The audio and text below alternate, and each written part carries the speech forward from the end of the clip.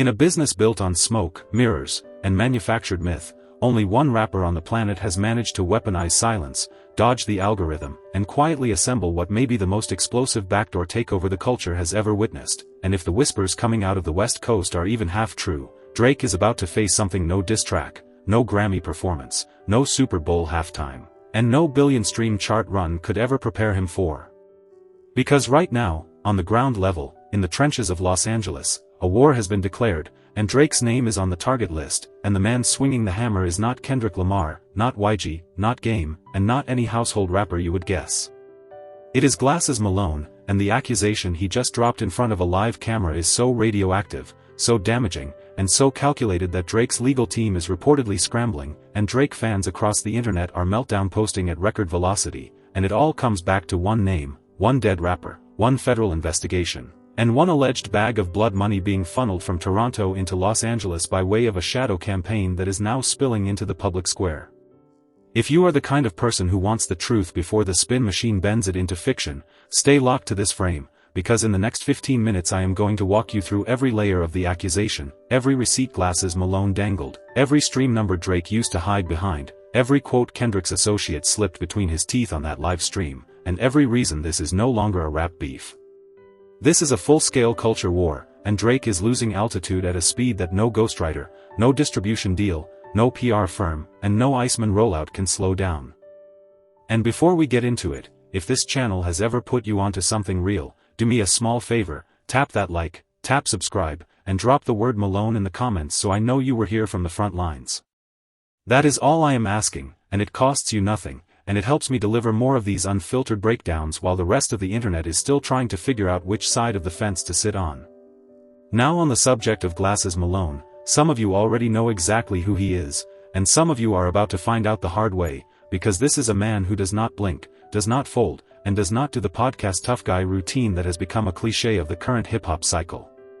Malone is a West Coast lifer, a Long Beach fixture, a walking archive of Los Angeles rap politics, and when he speaks, the streets listen, and the industry listens harder.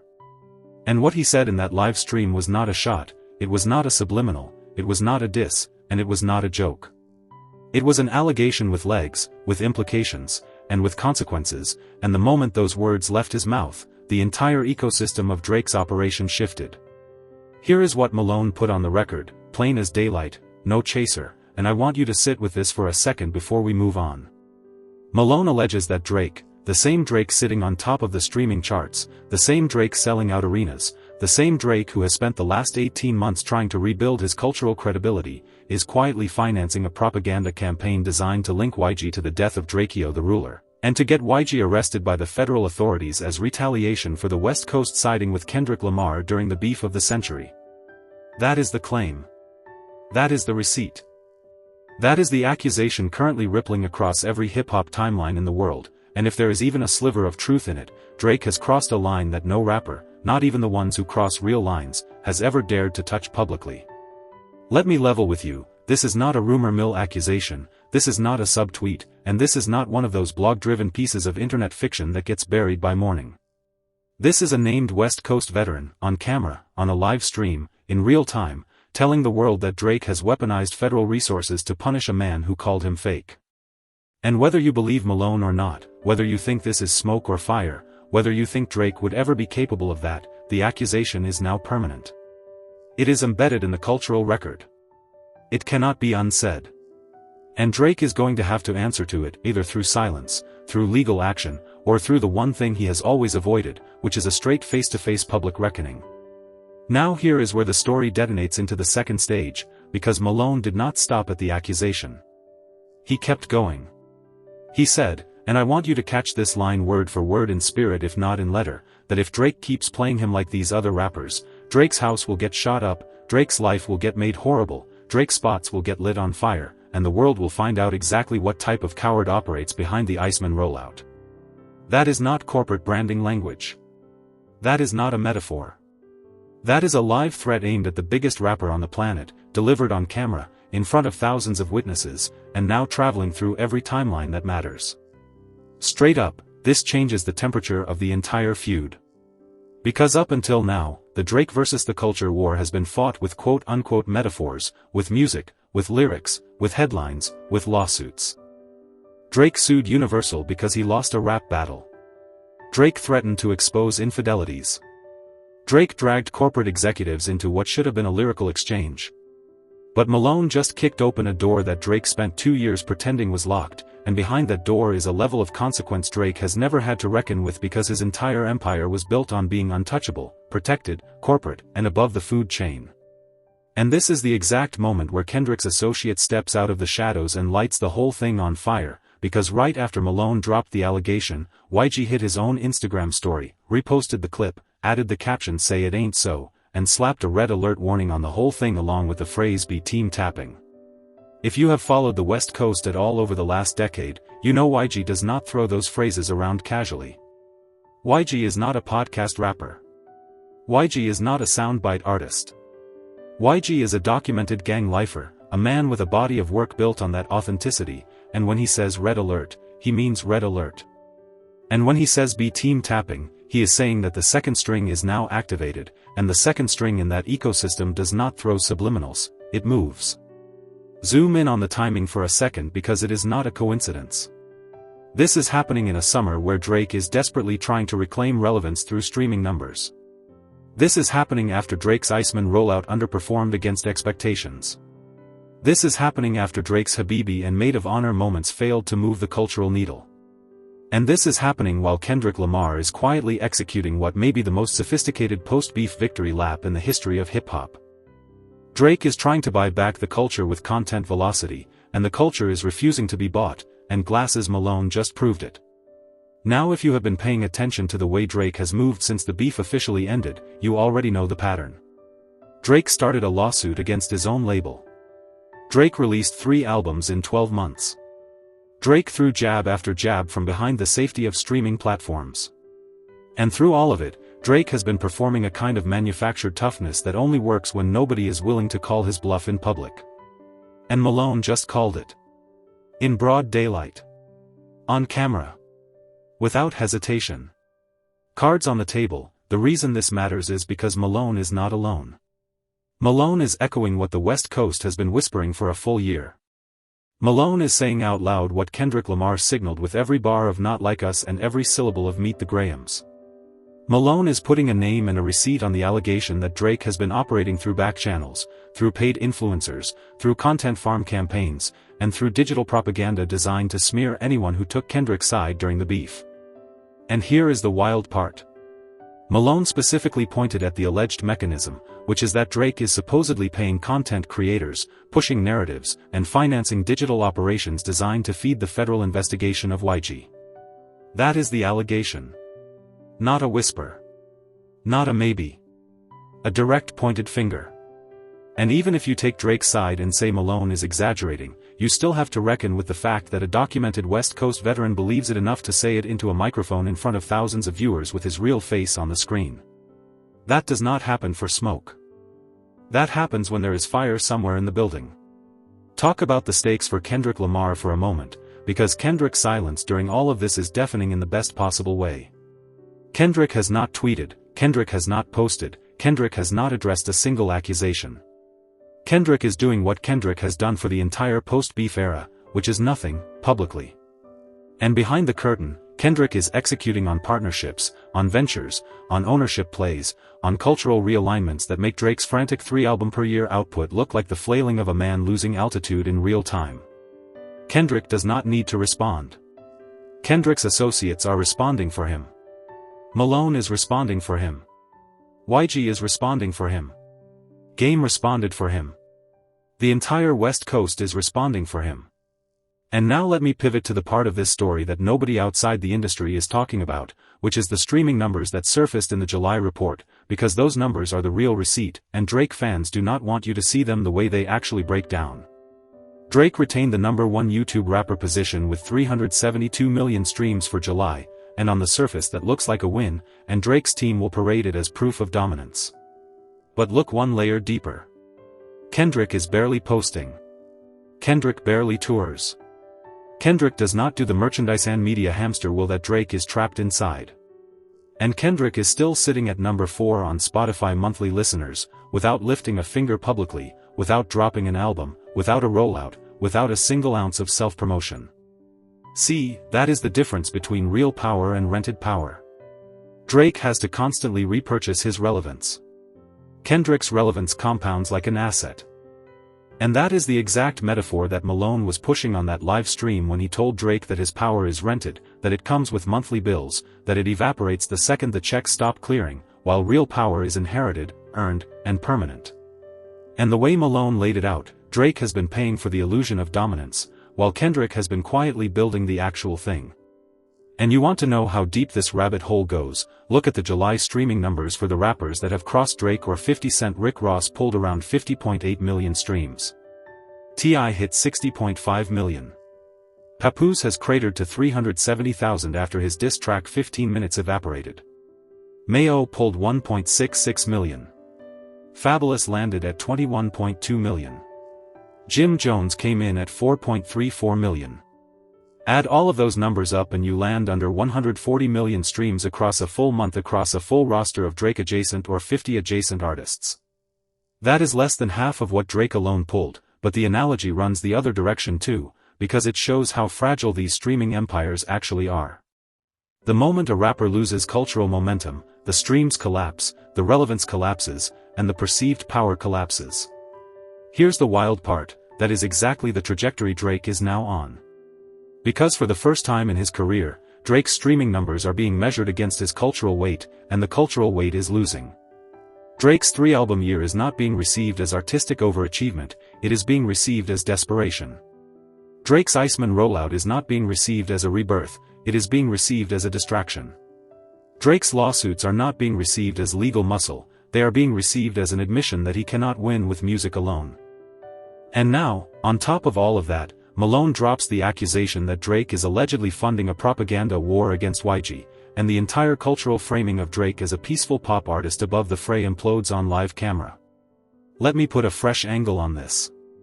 Because in the history of hip-hop, there is a very specific archetype that gets destroyed by exactly this kind of allegation, and it is the archetype of the artist who pretends to be above the culture while quietly manipulating it from a distance. That archetype cannot survive the accusation that Malone just dropped, because that archetype depends on plausible deniability, on distance, on the illusion of being too big to be involved. And the moment the culture stops believing that illusion, the archetype collapses. Puff Daddy learned that lesson the hard way. Suge Knight learned that lesson the hard way. And now, whether Drake wants to admit it or not, Drake is standing at the edge of the same cliff. Big picture, Malone's accusation is not just an accusation, it is a public reframing of Drake's entire post-beef narrative. Because up until this week, Drake fans could still hold on to the idea that Drake was the misunderstood pop star being unfairly targeted by a coordinated West Coast smear machine. That was the working narrative. That was the defense. That was the Instagram comment section party line. And Malone just detonated it. Because if Drake is the one funding a smear machine, if Drake is the one paying content creators, if Drake is the one buying propaganda to weaponize the federal system against a rapper he does not like, then Drake is not the victim, Drake is the aggressor, and every word Kendrick Lamar said on Not Like Us starts to look less like a diss and more like a prophecy. And listen, we still do not have hard proof. Malone did not drop documents. Malone did not drop bank records. Malone did not drop a receipt from a shell company or a wire transfer memo. Malone dropped a testimony. But testimony matters in hip-hop, and testimony from a documented lifer matters 10 times more, and testimony that gets reposted by YG within hours matters 100 times more, because the cosigns are stacking, and the culture is stacking, and Drake is running out of angles to spin his way out of this. Now let me talk about the specific line in Malone's rant that has the internet burning, because he did not just accuse Drake of financing propaganda. Malone said, and this is the phrasing that has Drake fans losing their minds, that Drake's real power is not real. Malone said Drake rents his power. Malone said Drake pays for it monthly. Malone said Drake does not have the loyalty of the streets, the loyalty of the culture, or the loyalty of anyone who is not on a payroll. And in a business that runs on loyalty, that accusation is the equivalent of taking a hammer to Drake's entire brand identity. Case closed on the sympathy angle too, because Drake has spent the last year trying to position himself as the wounded artist, the misunderstood genius, the pop star who was ganged up on by an entire coast. And that framing depended entirely on Drake looking like a victim. Malone just flipped the polarity. Drake is no longer the victim. Drake is the alleged operator. Drake is the alleged financier. Drake is the alleged mastermind of a campaign designed to put another human being behind federal bars for a murder he may or may not have had anything to do with.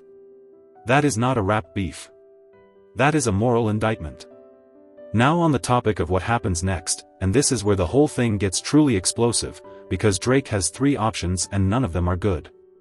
Option 1, Drake can stay silent, and if Drake stays silent, the accusation calcifies, and the culture starts treating it as accepted fact, and every future move Drake makes is filtered through the lens of Malone's allegation. Option 2, Drake can sue, and if Drake sues Malone, he opens himself up to discovery, and discovery in this kind of case is a nuclear procedure because the defense will subpoena Drake's financial records, his consultant list, his marketing spend, his agency contracts, and his private communications with every content creator in his orbit. Option 3, Drake can respond publicly, and if Drake responds publicly, he elevates the allegation and gives it oxygen and hands Malone a bigger stage than he could have ever purchased on his own. Straight up, none of those doors lead to a clean exit. And Drake's team knows that. And Drake's fans know that.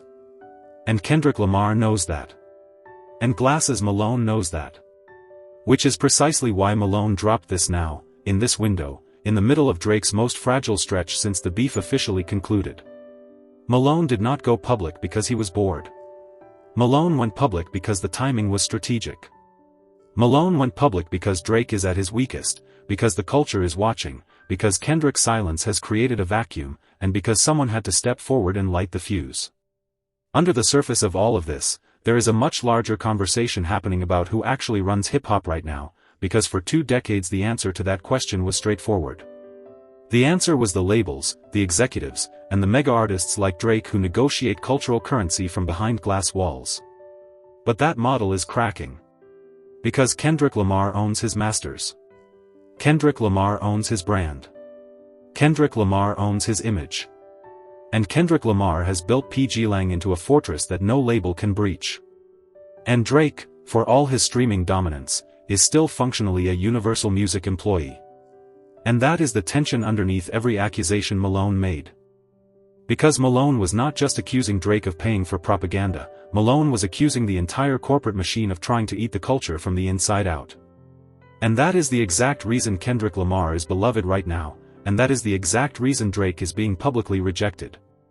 Because the culture can smell the difference between real ownership and rented ownership, and Kendrick radiates the first while Drake reeks of the second. Every Drake move is filtered through label calculus.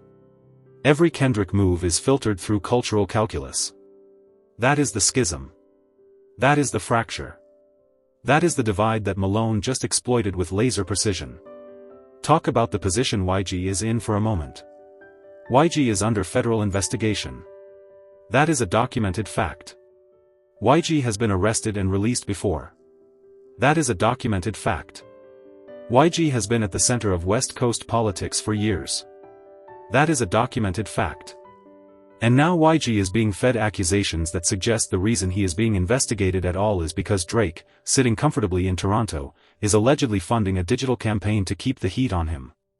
Whether that accusation is true or not, YG believes it enough to hit red alert on Instagram. And in the culture, that cosign matters more than a court ruling. Now here is something Drake fans do not want to hear. The reason Malone's accusation is landing so hard is not because of Malone. It is because Drake has spent 2 years demonstrating a willingness to weaponize institutions against the culture. Drake sued Universal. Drake tried to legally strong-arm Spotify. Drake pursued discovery on Kendrick's music. Drake threatened to expose personal secrets. Drake dragged corporate lawyers into a rap battle. And after that resume, when Malone stands up and says Drake is paying to weaponize the federal system against YG, the culture nods, because it fits the pattern, because it aligns with the behavior, because it makes sense given everything Drake has already publicly done. And now let me pivot to Kendrick's silence again, because silence is a weapon in this war, and Kendrick has been wielding it like a scalpel. Kendrick has not addressed Malone. Kendrick has not addressed YG. Kendrick has not addressed the July streaming report. Kendrick has not addressed the propaganda accusation. Kendrick is doing what he does. Kendrick is dialed in on his ventures, on his partnerships, on his ownership, on his empire. And every time Drake screams into the microphone, Kendrick's silence gets louder. That is the paradox Drake cannot solve. Drake cannot outshout silence. Drake cannot outpost silence. Drake cannot outmarket silence. And Kendrick has weaponized that. Here is the wild part number 2. Kendrick's associates are doing more damage to Drake's brand than Kendrick himself ever did on the diss tracks. Because when Kendrick attacked Drake directly, Drake had a target to swing at. But now the attacks are coming from Malone, from YG, from Game, from the entire West Coast infrastructure, and Drake cannot swing at all of them at once, and every attempt to fight back only widens the front line, and every widening of the front line strains Drake's resources further.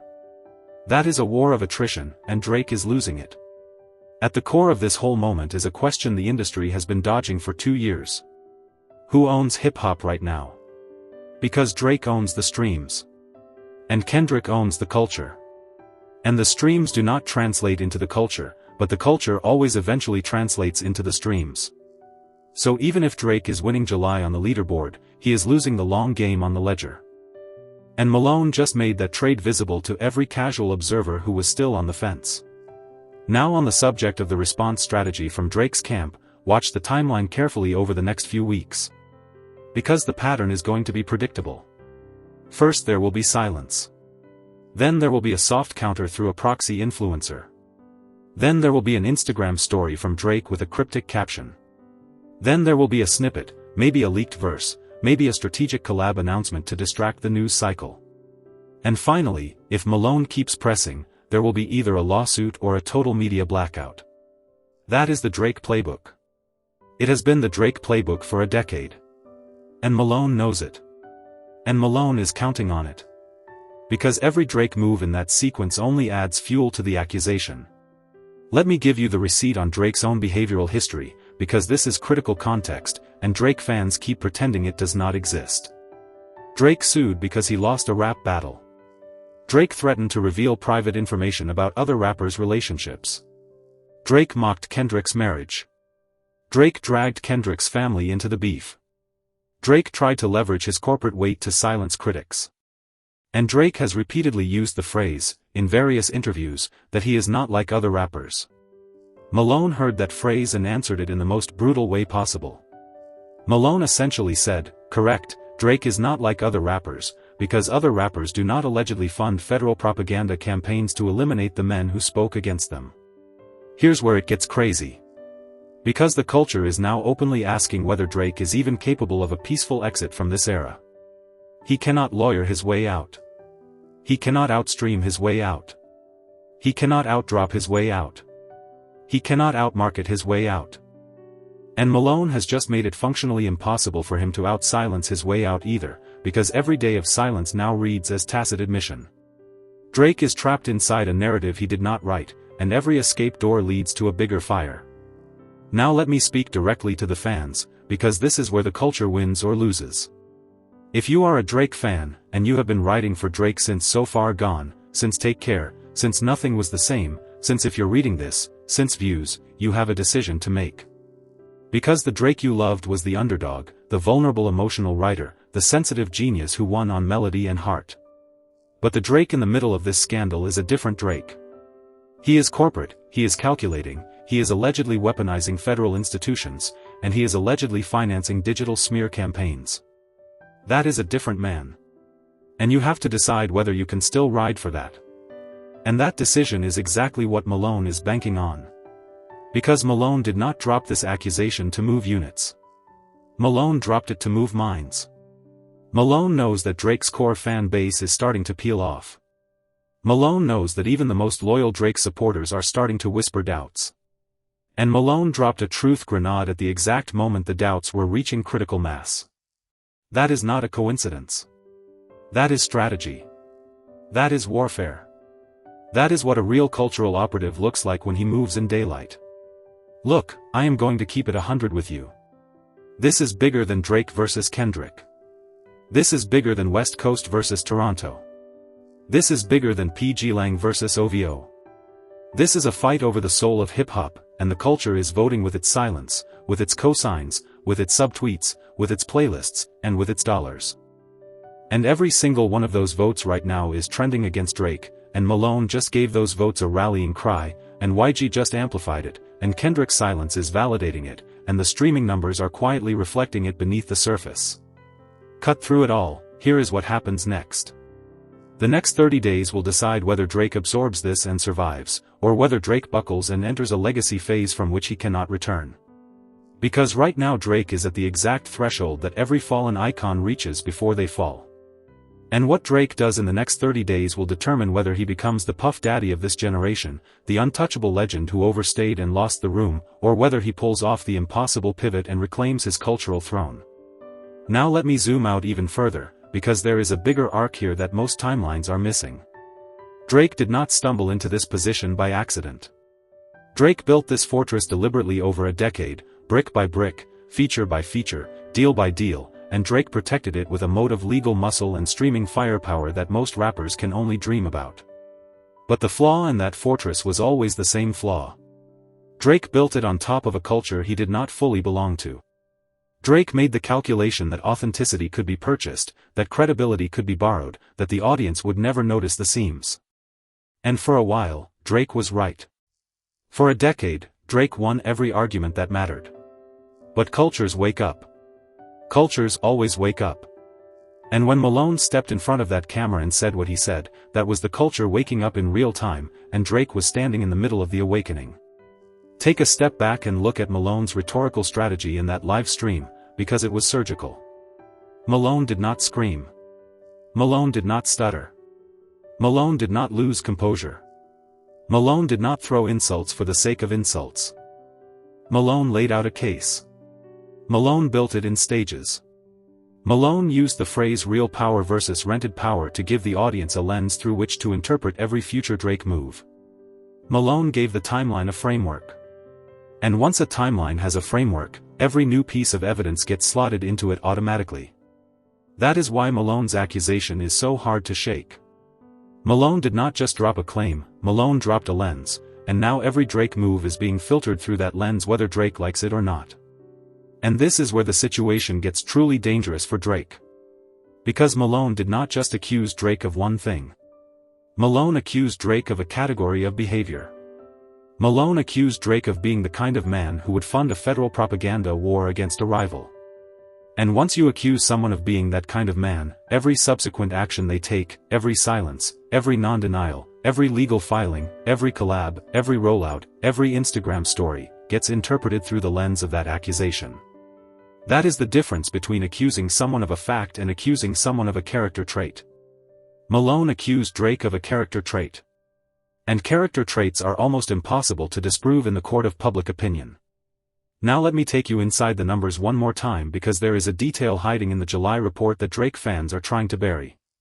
Drake sat on top of the YouTube leaderboard with 372 million streams, and yes, that is a massive figure. But look at the composition of those streams. Look at how many came from catalog. Look at how many came from playlist placement. Look at how many came from the algorithmic push that comes with corporate distribution muscle. And then compare that to Kendrick's number 4 Spotify position, which was earned without a new album, without a rollout, without a promotional push, and without a single social media post in weeks. That is not a fair comparison. That is a demolition of the entire streaming equals relevance argument that Drake's camp has been leaning on for a decade to justify every questionable move, every legal filing, every corporate maneuver. Because Kendrick is doing it for what Drake is barely holding at 1, and Kendrick is doing it while conserving cultural capital, while Drake is burning through it at record velocity. And the reason this streaming context matters is because Malone's accusation only lands as hard as it does because Drake is already visibly weakening on the leaderboard front. If Drake was still dominating the way he did in 2018, Malone's accusation would look like sour grapes. But because Drake is clearly slipping, Malone's accusation looks like the truth revealing itself as the tide goes out. That is the timing genius of what Malone did. Malone did not attack Drake at his peak. Malone attacked Drake at the inflection point where the peak was already visibly cracking. And that is why the culture is nodding along. And so now let me shift into what this means for every other artist watching this from the sidelines. Because the message being sent by Malone is not just aimed at Drake. It is a broadcast to every rapper in the industry that the old rules do not apply anymore. If you can be accused of funding a federal propaganda war and the culture believes it, then nobody is safe. Every rapper's next move is going to be scrutinized through the Malone lens. Every rapper's next lawsuit is going to be interpreted as a Drake move. Every rapper's next narrative campaign is going to be labeled a propaganda operation. Malone did not just indict Drake, Malone raised the standard of behavior for the entire industry, and that is the kind of cultural earthquake that reshapes the game for a decade. And listen, I have my prediction. And you probably have yours. But before I give you mine, I want to hear yours in the comments. Do you believe Malone? Do you believe Drake is funding a propaganda war? Do you think YG is being unfairly targeted? Do you think Kendrick is orchestrating this from the shadows or just letting the culture do its work? Drop your take below. Because the comments on this one are going to be an archive of where the culture stood the moment the levee broke. And the difference between those two approaches is the difference between a career and a legacy, between a hit and a monument, between a moment and a movement. No exaggeration, this may be the single most damaging accusation Drake has faced in his entire career. Not because it is the loudest.